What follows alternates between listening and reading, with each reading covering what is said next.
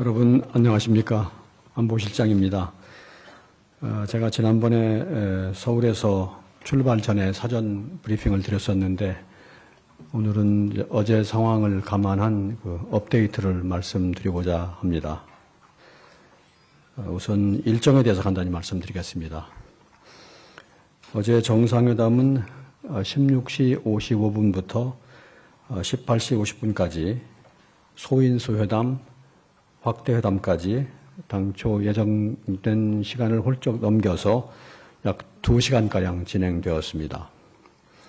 소인수 회담은 원래는 20분 예정되어 있었는데 한일 관계, 한미일 협력에 대한 정상 간의 허심탄회한 논의가 이루어졌기 때문에 1시간가량 진행되었습니다. 이어진 확대 회담에서도 한일 관계 전반과 실질 협력 방안, 지역 및 글로벌 정세의 여러 주제에 대한 의견 교환이 있었습니다. 양 정상이 2달 만에 다시 만났음에도 이렇게 오랜 시간 회담을 가진 것은 그만큼 지역과 국제 정세가 격변하고 공동 대응할 과제가 많다는 것을 양 정상이 인정하고 또 양 정상이 교분을 더 높인 가운데서 대화를 했다는 것을 의미한다 하겠습니다. 이어진 친교 만찬에서는 정상 내외분과 공식 수행원까지 참석한 가운데 화기애애한 분위기에서 대화가 진행되었습니다. 이 만찬에는 회담에 참석한 이와야 다케시 외무대신 외에도 나카타니 겐 방위성 방위대신, 그다음에 다치바나 게이 이치로 관방부장관, 그다음에 나가시마 아키히사 총리의 안보보좌관 등 이시바 총리의 측근 정치인들과 강요들이 대거 참석했습니다.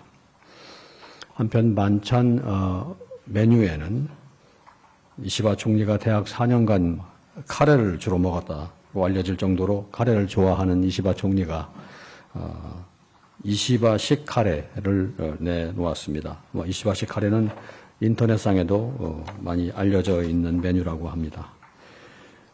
제가 만찬 시의 특징에 대해서 몇 가지만 따로 말씀을 드리겠습니다. 만찬에 참석해 보니 일본 측이 이 만찬을 통하여 한국을 배려하려는 여러 모습들이 관찰이 되었습니다. 우선 한국과 관련된 소재들이 많이 나왔는데 주류로 안동소주를 내놓았고, 안동소주와 이시바 총리의 고향인 도토리 현의 맥주를 이렇게 두 병을 나란히 배치함으로써 한일 간의 어떤 협력과 화해를 이렇게 화합을 말하는 것처럼 보였습니다. 그 외에도 요리 중에 안동 찜닭도 나왔고요. 처음에 보면 다양한 찬 전체가 조금씩 나왔는데 그 중에 한국식 장어구이도 있었습니다. 한국식 장어구이는 장어구이 위에 김치를 이렇게 고명식으로 놔서 좀 특이한 요리를 만들었었습니다. 한국식 씨위드, 해조류도 있었습니다.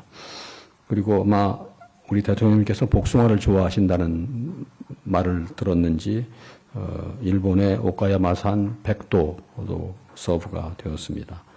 그리고 대화 중에 안동의 관광 명소들 사진을 이렇게 내놓고 그걸 주제로 하회마을이나 도산서원이나 월령교 등에 대한 대화들이 이어졌습니다.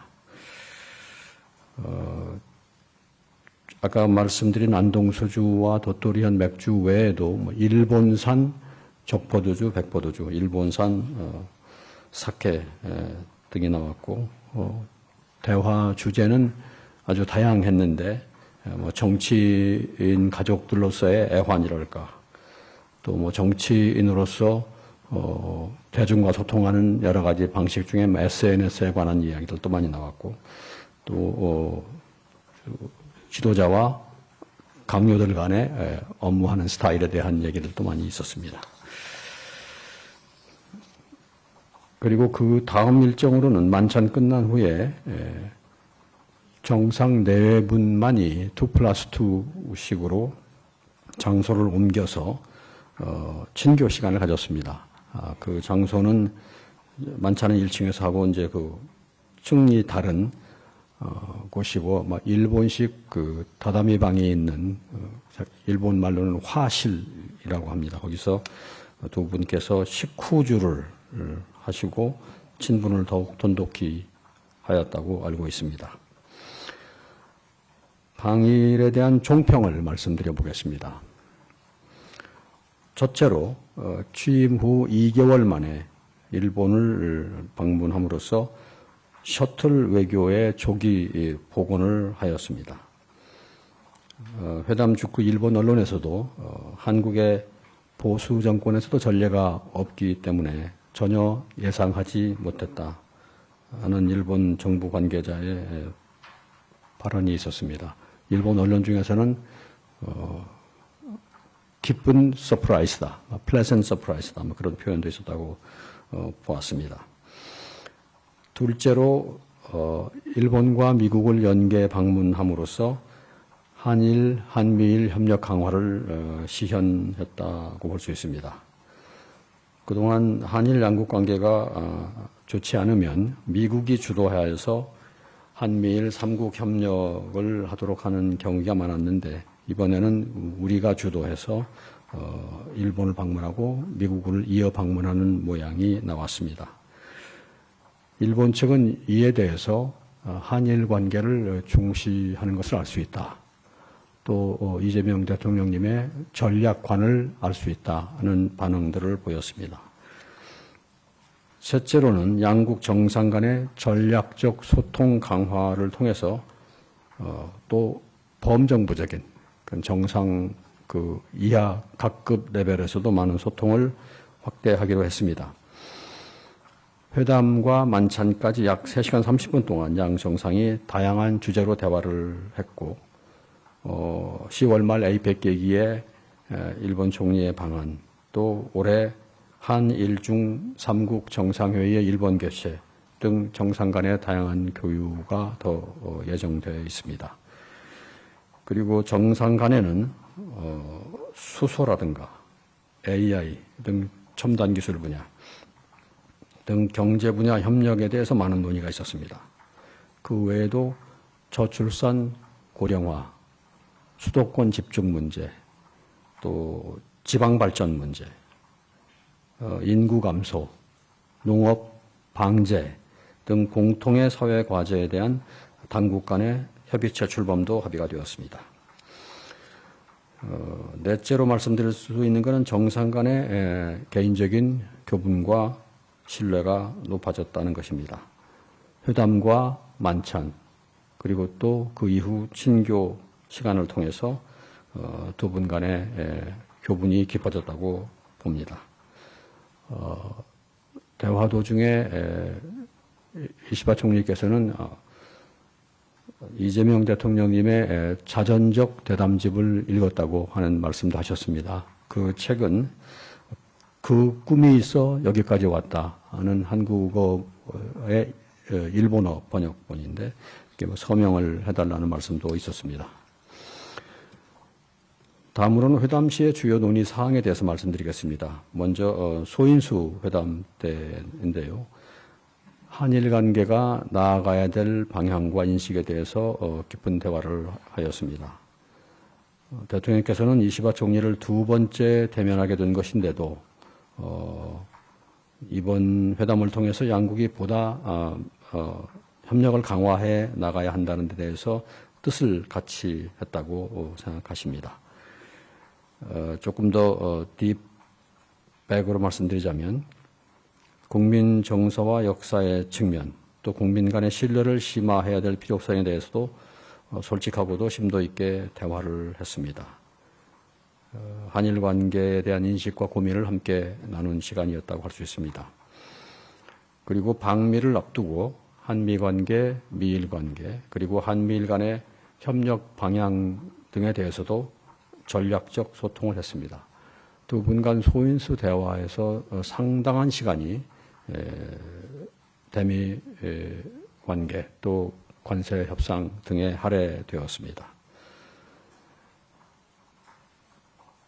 그리고 과거 문제에 대해서도 논의가 있었는데 이 문제는 과거 문제의 구체 현안에 대한 논의였다기보다는 과거 문제를 어떻게 다루는 것이 좋을까, 또 과거 문제를 어떻게 다루므로써 현재와 미래의 협력을 추동할 수 있을까 하는 다소 좀 철학적 인식, 또 기본적 접근에 대한 논의였습니다.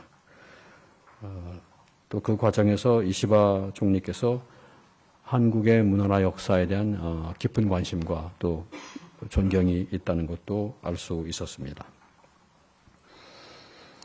그리고 소인수 회담에서 나온 얘기 중에는 두 정상이 정치인으로서 가지고 있는 약간의 유사점에 대한 언급들도 있었습니다.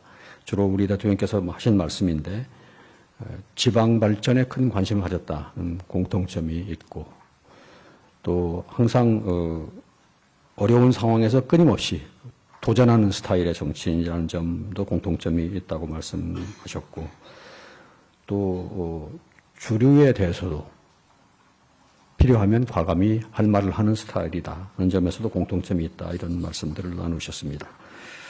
다음으로는 확대 회담입니다.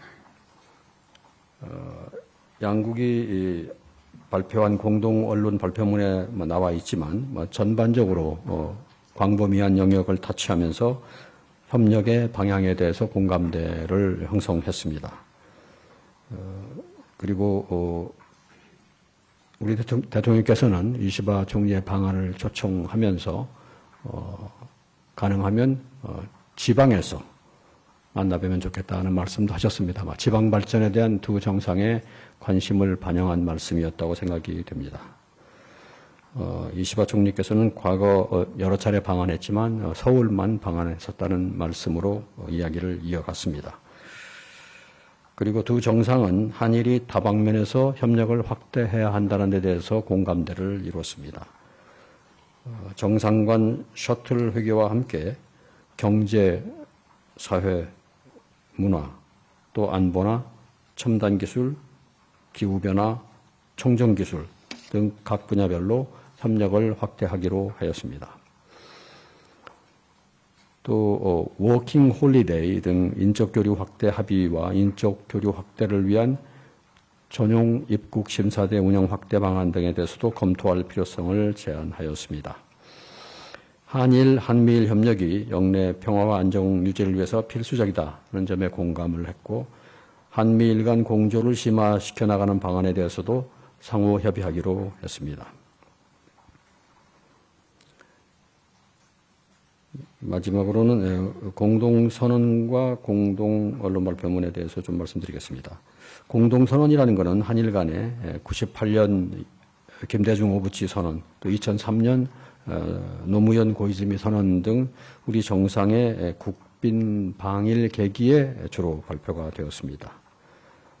공동선언은 공동언론 발표문에 비해 보면 분량도 많고, 또 김대중 오부치 선언을 보면 공동선언 외에도 공동행동계획도 채택된 바 있습니다.